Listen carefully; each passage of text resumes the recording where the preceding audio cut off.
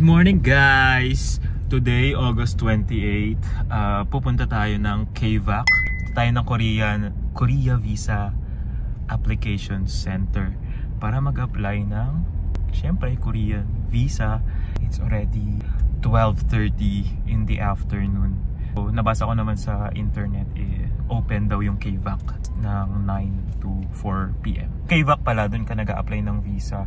Before kasi it used to be sa Korean Embassy. Ngayon nasa Brittany Hotel, 9th floor, malapit sa SM Aura. Meron na tayong dalang documents and based naman dun sa list na nakita natin sa Korean Embassy, ito yung mga kailangan nila. Documents for employed individuals. So meron tayong dalang application form na mada-download din sa site. Lagay ko yung link below. And then meron ka dapat na one piece ng passport size picture na dapat taken in the past 6 months. Meron kang photocopy ng yung passport and yung original passport mo din. And original and photocopy ng valid na visa mo. So kung may visa ka or OECD member countries within 5 years, i-photocopy rin daw yun. Tapos copy of PRC or Professional Regulatory Commission ID or IBP, siguro sa mga ano to, accountant. Yung IBP is for those na merong na mga lawyer nakapasa sa board exam. And then original certificate ng employment, syempre for employed people. Indicated yung position mo, yung date of hire and compensation. Tapos yung office details like yung address and HR landline number. Tapos meron ka dapat original personal bank certificate and yung bank statement in the past 3 months. Yun yung mga hanapin to prove na you can fund your travel. And meron kang photocopy of your ITR or income tax return. So yun yung mga niredy kong documents. I'm gonna update pag napasa, hopefully ma-approve kasi yung trip is for my 29th birthday. Tatry kong mag-record, sa update ako after kung ano yung mga documents na kinuha niya. By the way, pinotocopy ko rin pala yung passport ko na may mga stamp, yung mga pages ng passport na may mga stamp, pero hindi siya required doon sa list. So I'm not sure if tatanggalin nila yun. Yung validity again ng visa is dapat magamit mo siya in 3 months. Dapat makapasok ka na ng Korea in 3 months after ma-approve. So ngayon ang trip na plano ko is in November and today almost end of August na, so pasok naman siya. As long as valid pa yung visa mo, pwede kang pumasok ng Korea and magstay doon siguro mga less than 59 days kung yun yung approved, diba? And single entry lang siguro for first time application. I'm not expecting na multiple entry, pero sabi nila kasi they would assess naman kung bibigyan kanila ng multiple entry or single lang. I'm not expecting for multiple entry as long as makakuha ko ng single entry kasi hindi ko naman pinabalak na bumalik agad. I would be the happiest. Ito na sana yung birthday gift sa akin ni Lord. Wow!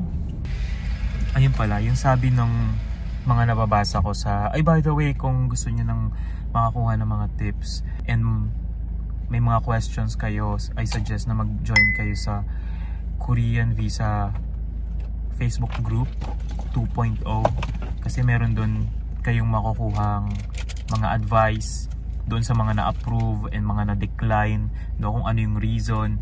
So join kayo sa group na yon, may matututunan kayo. Meron rin doon guide kung paano nyo i-fill out yung Korean Visa application form. Very helpful yung Facebook group na yon. So sabi nila ang approval process or turnaround time, yung iba kasi na-approve na 6 business days lang, pero yung iba mas matagal, siguro maabot ng 2 weeks or even more. Kaya do not plan another trip kung mag-a-apply kayo ng Korean Visa, at least siguro 2 weeks to 1 month para hindi ma-hold yung passport nyo and hindi kayo hindi ma-postpone yung trip nyo.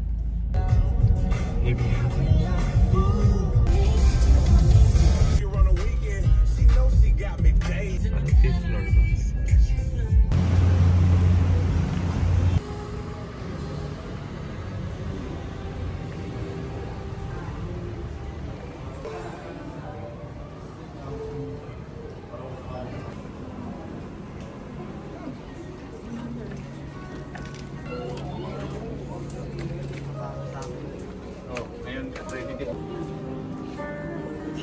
5:40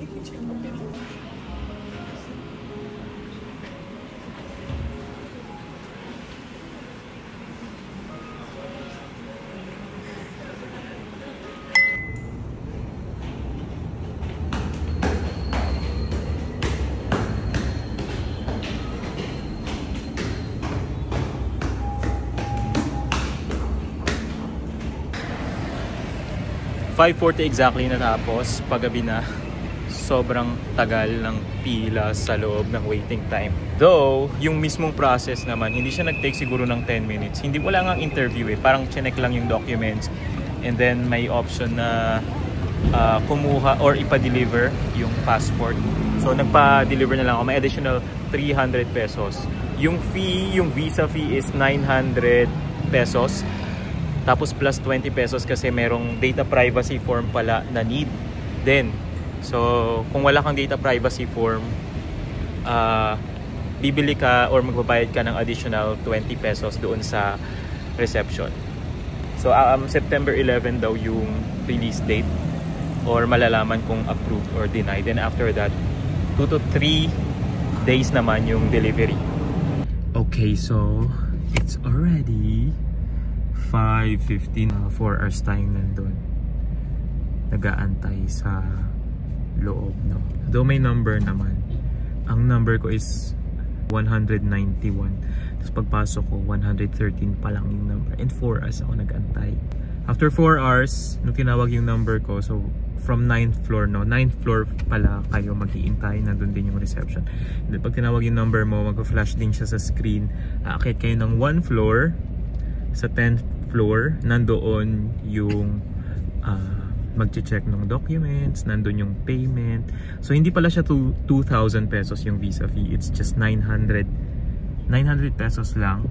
Tapos meron ngang option na ipa-deliver. So tinay ko na rin yung option na yun na i-deliver yung visa. So ngayon August 28, ang estimated time of result is September 11. Tapos pag ipapa-deliver mo daw 2 to 3 working days. 900 for the visa fee, 300 for the delivery fee. So 1,220 ang total cost. So once na nandun ka na sa taas, no, i-check lang naman. Wala nang questions actually about sa travel mo sa Korea. I-check lang nila yung documents. Lahat ng documents na pin-repair ko apart doon sa photocopy ng mga stamp sa passport, lahat ng documents kinuha. Gumawa rin ako ng cover letter and then sinama ko yun sa sinamit ko and then kinuha din siya. Tapos chinek nila lahat ng documents mo one by one. Yung COE, chinek nila kung nandun ba yung mga details na kailangan, like yung position, yung company name, yung contact information ng company, yung annual salary, something like that. Tapos yung bank statements din, i-check din nila right away. So parang may chine-checkan yung nag-a-assess. And then yun. After 5 minutes, tapos na siya. Bahala ako. Imagine 4 hours ka naghintay. 5 minutes lang naman pala yung process. Sobrang tagal. Hindi ko alam kung mas madali pag umaga kang pumunta. Siyempre, I think na mas aga kang matatapos, no, pag nauna ka sa pila. Pero hindi ko alam kung marami ng pila by parang in the morning. Kasi imagine afternoon, 131 na yung pila. And nung patapos na alas 4, marami pang pumapasok. So parang feeling ko 300 na yung tao sa loob, hindi nababawasan ng alas 4 na yun. So I suggest na mas maganda siguro kung umaga. And it's not even Friday. I feel na mas maraming tao pag Friday or Monday kasi mas maraming parang nagli-leave ng ganong araw. It's a Thursday and ganon na karami yung tao. Now, pauwi na ako and siguro i-check ko yung link na binigay sa akin. Ito yung link. Diyan daw makikita yung status ng approval ng visa mo. So i-check ko siya siguro by next week kung meron na kasi minsan mas maaga. And then I'll update you. Today guys is September 11. Supposedly ngayon yung result noong visa application ko for Korea. And it's already 6 PM. Pero doon sa site, pag chinek mo yung status, it's still under review. Hindi naman ako masyadong nag-worry, though medyo nadi-disappoint ako kasi ang tagal ng process. Siguro by tomorrow, I hope na ma-approve na siya. Kasi may mga nakikita pa rin akong doon sa Facebook group ng Korean Visa Update 2.0. Marami pang parang more than 2 weeks na nag-aantay or magwa 1 month na yung iba. So, may delay talaga ngayon sa application. Siguro, I hope by tomorrow, no? Thursday kasi ngayon eh. Sana bukas Friday para hindi na siya umabot ng weekend and masaya na ako sa weekend. But we'll see. I'll update you once I get the confirmation. Good morning guys. Today, it's September 12, 9 a.m. And kanina, a few minutes ago, naka-receive ako ng text message from KVAC o yung application center for Korea Visa. Sinabi nila na updated na yung status online. So, doon sa text message, wala siyang result kung approved ba o declined. And ngayon, i-check ko real time kung approved or declined ako. To be honest, medyo kinakabahan pero hindi naman sobrang kaba kasi confident naman ako kahit papaano doon sa pinasa nating requirements. Kahit first time kong pupunta ng Korea. Pero I hope, sana, Lord, birthday gift, ma-approve yung Korean visa natin. So, same lang naman yung pag-check na site.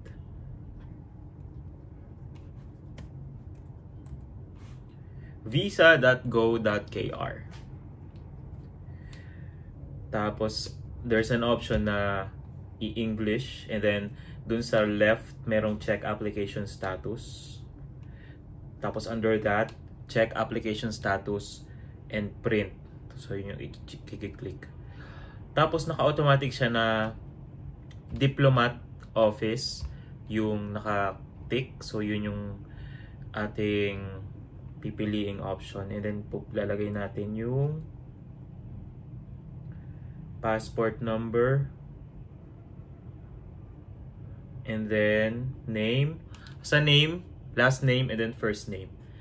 Tapos, date of birth.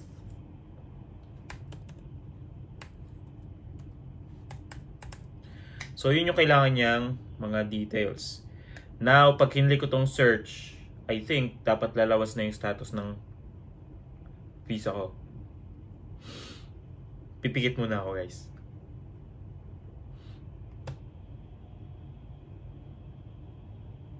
Meron. Ay. Yes! Approved! Approved siya! Woo! Medyo kinabahan ako dun, Okay. Approved. Nandun siya sa right side. So, yun yung parang una kong nakita. Application status. Approved. Ng September 11, 2025.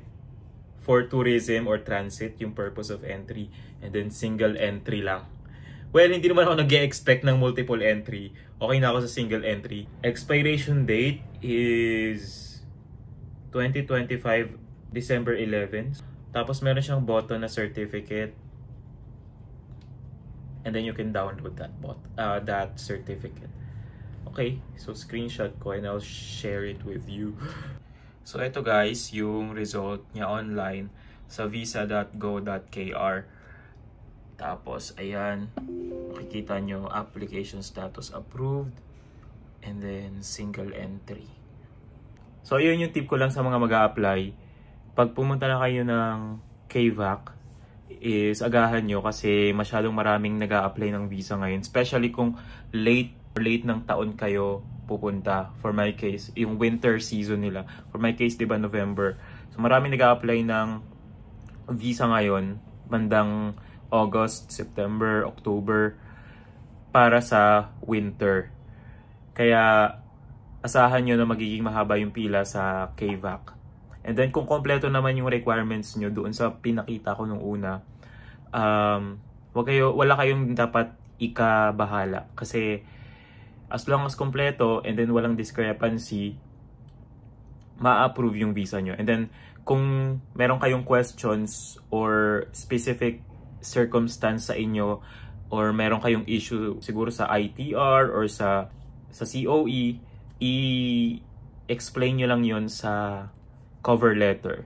or mag-ask kayo ng questions doon sa Korean Visa Update 2.0 na Facebook group. Sobrang helpful ng Facebook group na yon kasi ang dami kong na kuhang tips from filling out the form to completing the requirements, and doon sa mga times na kinakabahan ako kasi wala pa ring result. So nag-ask lang ako dun sa group, and maraming nagbigay ng comments, maraming nagko-comment, maraming nag-guide sa inyo, maraming sumasagot sa questions. So I highly recommend to join that group.